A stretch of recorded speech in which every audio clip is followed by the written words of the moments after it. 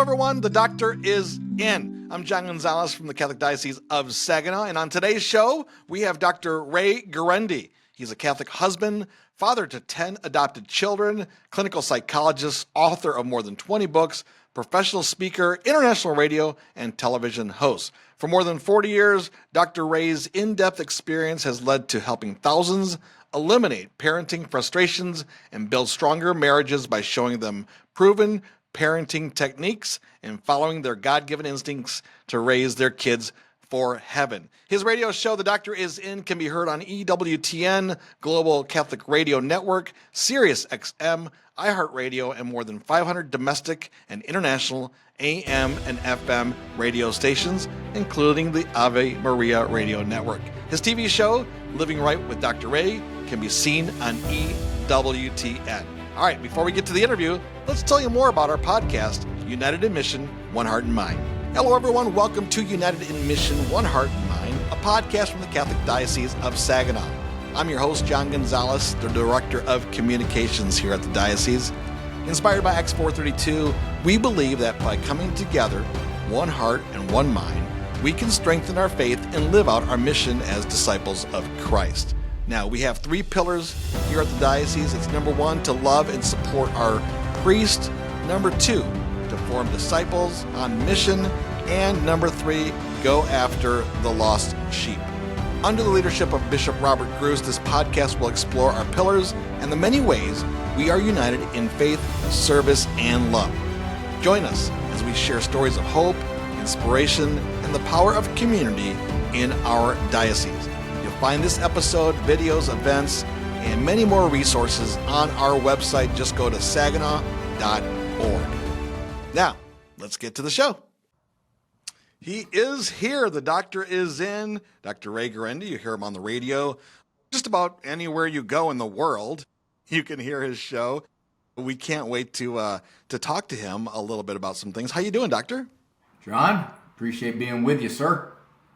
We appreciate you taking the time to join us here in the Diocese of Saginaw, Michigan. I asked you off the air if you had been here before, and you said many times. So you're familiar with Saginaw? Absolutely, absolutely. Were you here to speak? Were you here to just vacation? Yeah, as a matter of fact, a couple months ago, I think I was up your way. Oh, you were? I did not know that, or I missed you. Do you have a priest up there named Father Joe Krupp? That's right. Yeah, he's a good friend of mine. He brought me in. That's fabulous. I believe he's in the diocese. Is he in the Archdiocese of Detroit or Lansing? He might be Lansing. I'm not sure. I didn't. I thought he was with you guys. Maybe not. Well, he's from the Saginaw area, yes, but I believe his church is in a different diocese. But you know what? We're all brothers, too, so we're all one family, right? Yes, sir.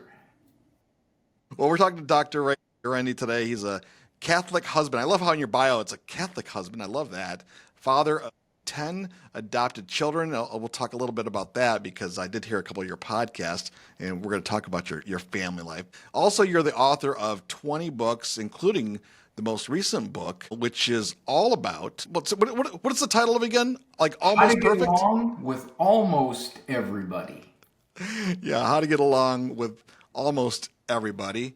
I guess I said almost perfect because I come from the secular world. I've been in the secular media for 30 years, 35 years of my career, and just in the last, I'd say 2-3 years, crossed over into Catholic media. So I have a lot in common with like Teresa Tomeo, where we had these media careers, and then all of a sudden decided, well, you know what, we need to get real and get back to what we're here for.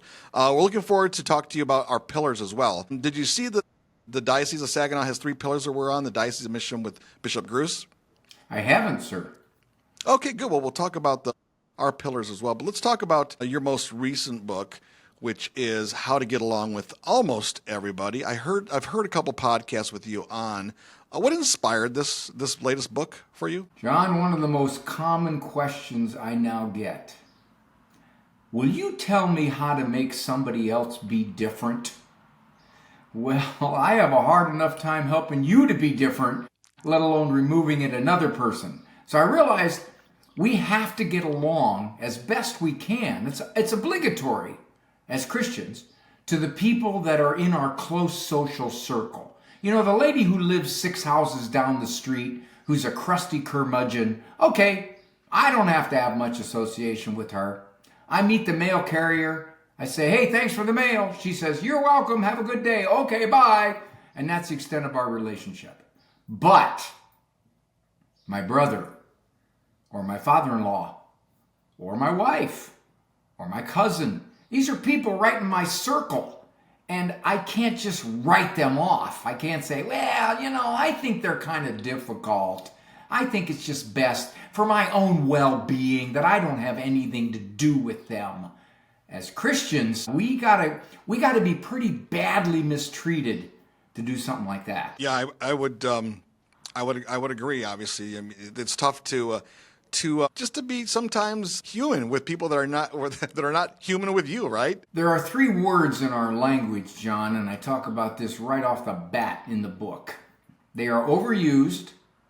They come from psychology, and therapists use them to convince people to sever relationships in their lives. Close relationships, people who should be honored according to our Lord's commandments. Toxic, narcissist, and emotionally abusive. John, if I'm convinced that my mother is toxic or she's a narcissist, I have a justification for writing her out of my life. Rather than saying, yeah, my mom can be real difficult, or my mom's kind of self-centered, or she can be immature, or she can be opinionated. Okay, those are qualities you may not easily relate to. But to use terms like toxic, that gives you quite a justification to write this person out of your life.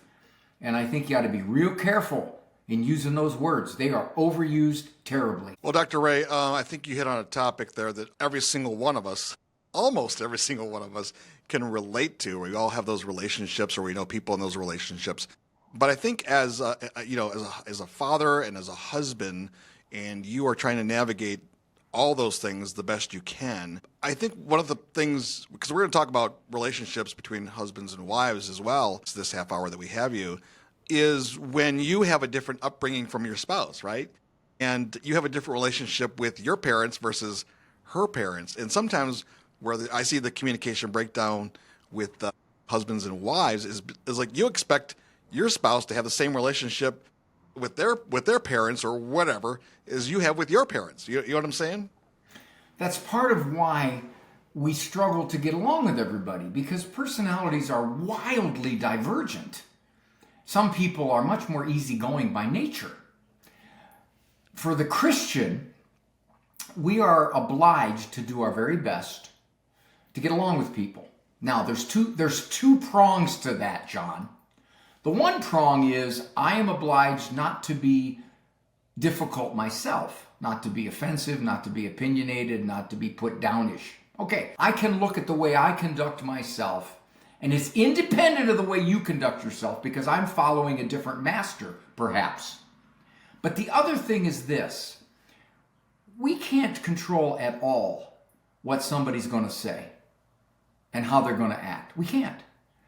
We can only control how it affects us. Somebody can say the snottiest thing, the snarkiest thing, repeatedly. You know, your mother-in-law makes comments about your fatherhood or your motherhood or the fact that you homeschool or the fact that you're too Catholic or the fact they don't like your political opinions. And she doesn't say it once. This is a style here. How much am I going to let that get to me? Because I got to get along with her. That's my wife's mother. All right? It isn't somebody I can relatively say, you know what? She's a pain in the bucket. So better just to have her not in my life. I can't do that. Not really, because there's a lot of complications here if I do. So I've got to work on myself to let what she says get to me as much. That's a key to this book on how to do that. Yeah, and the book, of course, we're talking about is How to Get Along with Almost Everybody, which is some great advice here from Dr. Ray Guarendi, which you can hear on the radio just about anywhere in the world. I hear you often on EWTN, and I think that's great. Catholic radio as well, and Maria Radio, and just wherever. I mean, I hear your name all the time, and I don't know what time that you're on, but I catch your show, and I love the call-ins when people have questions for you because they're always relatable. There's never a question that comes up like that's never happened to me, right? I'm sure this comes across for you in all the years you've been practicing as a psychologist. John, I've heard it all. People would say, well, how do you know what to say? And I'll say, well, when I was 28, I didn't.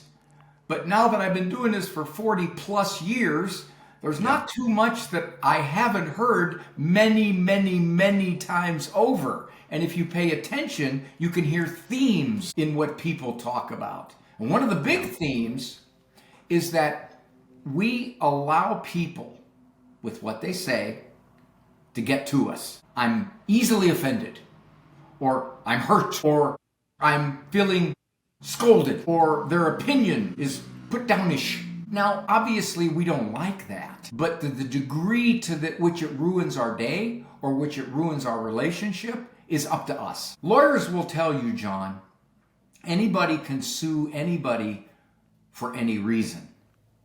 That doesn't mean the case has merit. There's a social counterpart to that. Anybody can say anything about you for any reason. The degree to which you absorb that and feel miserable for 3 days or frustrate yourself endlessly in the presence of that person is up to you. Dr. Ray, I just feel like I just felt like I was like went through one of your sessions. I mean, again, you just have a way of just getting right to the heart of it all, because when you're either paid a compliment, because it can work the other way too, right? You can flatter yourself and like, oh, I did do a great job, right? Or someone could say something mean without even thinking they're being mean, and you kind of like, what did they mean by that? And you obsess more about what did they mean by that, right? John, you are in media. You know this. You are in commercial media. So you know how nasty emails or communications you can get from people. Nasty stuff that you've said was either misinterpreted, or they just flat out disagree with you, or thought you were evil. I had one lady tell me one time she wished I would roast in hell. I had another lady tell me, she said, I used to really like you, but now the sound of your voice makes me want to puke. And I said, gee, I hate when my wife sends me emails. So given that, right, you know as well as I do, how much are you going to take that in and upset yourself over it, recognizing you only really have one thing to consider. Is it true? To the best of your ability, you decide that.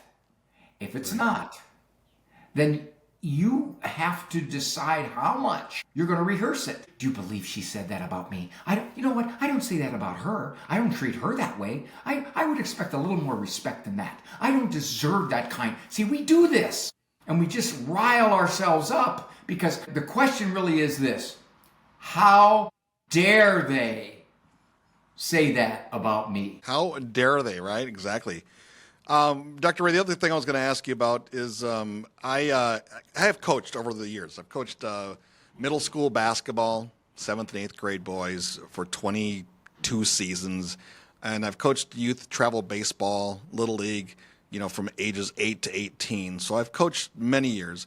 One of my favorite quotes, and I wish I need to go find who said this, but it was during my basketball years of coaching, and the quote was like from a coach that said, I do have favorite players. The favorite players are the ones that show up early, stay late, that listen to the coach, to run through drills, think of their team before themselves. So he was like, yeah, I do have favorites. And as the father of 10, I know they're all adopted. I listened to one podcast where you ran down some of the traits of some of your kids, which I loved. I would imagine that's pretty relatable too for parents these days. Like there's some days that, yeah, you're my favorite, not him anymore. There was a sitcom on TV, John, where the daughter sitting in the back seat with her two brothers said to her dad, "Hey Dad, do you like any one of us better than the others?" And he said, "Well, yeah, I suppose so." And the wife immediately said, "You can't say that. Mike, you can't say that." And he said, "Well, I love them all equally, but I relate to them differently. Any parent with more than one child knows that that personality of that child makes them either easier or harder to relate to for you. That would be foolish to think otherwise. Now, that doesn't mean you love them any less. It just means you've got one that's maybe a little more affectionate than the other. You hug the one, he hugs you back twice as hard. You go to hug the other, they pull away. These are just relatability factors. You can extrapolate this to adults. There are adults that we have to put minimal effort into getting along with. They're just easy. As a matter of fact, we're the difficult one in the relationship. They're so easy to get along with, they'd look at us and say, yeah, you know, Ray, you're more difficult to get along with. But then there are others that we don't mesh well with. Or we look at and say, wouldn't it be nicer if I just didn't have any contact with them whatsoever? And yes, it probably would be. Unfortunately, that's your dad. Yeah. My dad, by the way, no. My dad is a saint. I'm so blessed to have a mother and father who's still with us today. And they are saints, and they've done everything. They've lived their life for the church and for God, and blessed to have incredible parents. But parenting is, I don't know if my kids would say that about me, but that's okay. You have to know who you are and where your strengths are at. But I think as a parent, right, your goal is to do your best, because when they're adults, you know, they're adults and they have minds of their own. One of my first books I wrote, John, was called You're a Better Parent Than You Think. It was written because when I was in the mental health center, I was coming across parent after parent who second-guessed themselves, who was insecure, who was afraid of making psychological mistakes, who were worried that if they took a strong stance against the culture, their kids would be resentful and rebellious and write them off when they got to be adults. And I saw so much insecurity among parents that I didn't remember at all growing up with other parents. And I became convinced that the onslaught of the experts has made parents really question what they're quote unquote allowed to do psychologically with their children. We've really undercut parents. We've undercut their authority. And faith-filled Catholic parents are the ones who are most out of sync with the culture. The culture critiques them. The culture says if your kid is 12 and doesn't have a smartphone, you're in the bottom 5%. What are you doing? So for your listeners, people who listen to you, who are a certain sliver of our society, they got to have great strength in confidence to stand against that culture that's no longer in their side, knowing that they're going to be disagreed with. They're going to be critiqued and analyzed probably by their own relatives. You have moms who have 4 kids and they're getting abused because they have more than their 1.86 allowed children in our culture. And the kind of strength you have to have as a parent to deal with that was, many of my books have been written for that reason, to get those parents to stand strong against a culture and critiques coming at them from every direction. Again, folks, we're talking to Dr. Ray Guarendi. You can hear his show, The Doctor Is In, on EWTN Global Catholic Radio Network, Sirius XM, iHeartRadio, 500 domestic and international AM and FM radio stations, including those on the Ave Maria network here in the Grand Rapids. I came from Grand Rapids, from the Saginaw Diocese, although you're in Grand Rapids as well. John, I'm coming to see you guys. Really? I think it's August 15th. Okay. I forget which parish it is, but we just booked it. They want me to come and do an hour's worth of comedy. I could go get my planner and find out which parish it is, but imagine they'll talk about it. I'll mention it on the radio because you got a new Catholic station there. And that's great. And that's who brought me in. That's fantastic. Well, we look forward for you to being in the parish here later in August. I do want to relate, though, this show, United in Mission, One Heart and Mind, the podcast that we put together for the Catholic Diocese of Saginaw, is built on our pillars. So I want to run by the pillars for you here in a second and relate them to what you talk about, because I found eerily similarities between what we're doing here in Saginaw and this mission that we're on with Bishop Gruss and things that you talk about every single day. So John, the are you first, stealing my material? I don't know, it's the Holy Spirit. The Holy Spirit moves us. So the Holy Spirit maybe is stealing the material. So our pillar number one is to love and support a united presbyterate, right? So on mission. So Bishop Gruss believes that and everyone here, what we're on mission for is to support our priests and love them. And I started thinking about what you talk about, relationships and so forth. Is like to tell someone you love them and you really appreciate them is probably the most important thing you can do every single day. I will tell fathers, if your standards are higher, much higher than the cultures around you, your kids are going to notice it. They will see and they will think, how can all those people be wrong, Dad, and you be right? I tell dads, more than anything else, if you have those high standards, then you got to let those kids know how much you love them. You tell them, you hug them, you kiss them, you show affection. You don't hide behind the justification. That's not who I am. They know I love them. I go to work every day. No, you let them know this. Our priests, our fathers, are beat up. They get all kinds of grief. They get all kinds of feedback from us people that get mad and spoiled because the priest isn't doing exactly what I want him to do when he should do it, and I'm going to another parish. That's brattiness. That's spiritual brattiness. And those of us who view our priests as God's gift to us, we got to let them know how much we appreciate them. We compliment them on their homilies. We maybe invite them to dinner. And here's another big one. We be more generous financially. When I was in the evangelical world, they put us to shame, John, about how much they gave compared to what we Catholics give. Shameful. Wow. Spiritual readiness. I'm going to use that. I like that. That's good. So our pillar number 2, Diocese on Mission here in Saginaw, led by Bishop Gruss. Pillar number 2 is to form disciples on mission. So our parishes, we want them to thrive and be alive with forming, equipping parishioners to go out there and proclaim the gospel, the kerygma of the Catholic faith, right? That's pillar number 2.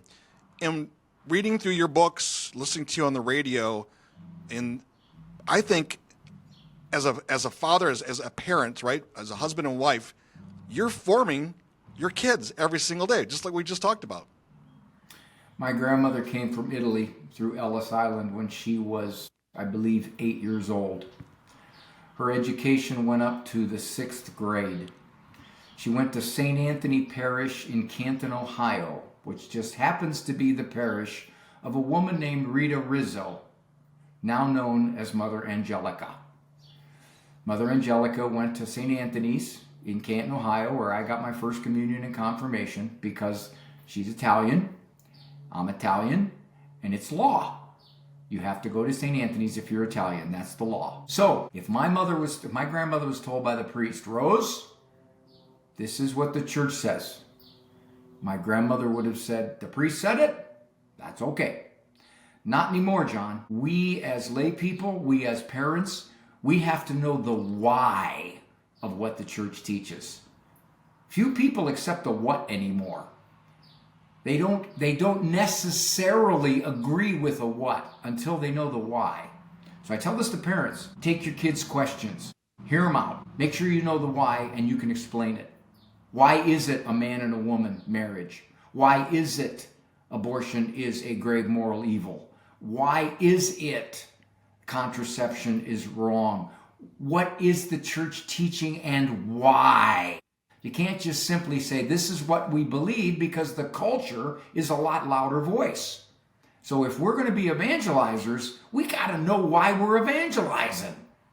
I was in the evangelical world, and where I was, they knew 2 things, John. Jesus is Lord, and the Catholic Church is wrong.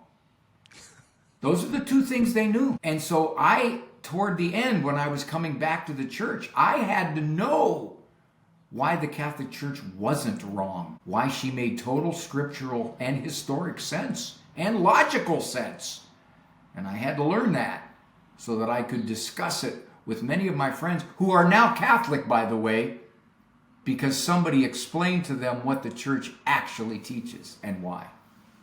Amen to that. Well, I'll tell you, so pillar number 3 is I think probably once we get number 1 right, if we get number 1 right, 2 and 3 should be easy, but 3 is to go after the lost sheep. And that's our third pillar about being a diocese on mission. And I would imagine that once you find your faith, once you find the why, then you pass it on to your kids, you only have one response, and that's to go bring others on board. You do it through relationships, John. If a person knows you care about them, I had a friend of mine who, as far as I could tell, didn't really have much in the way of religion. But he was a good friend of mine, and he meant a lot to me, and I spent a lot of time with him. His 21-year-old son was killed in a car accident. He came to me, and he said, "Ray, would you speak at his calling hours?" He said, "I know what you believe, and I know that a lot of people there don't believe it, but would you speak?" Now, the reason he asked me is because he saw how much he meant to me, even though we were completely different religious wavelengths. I had a friend I grew up with one time. We were very close.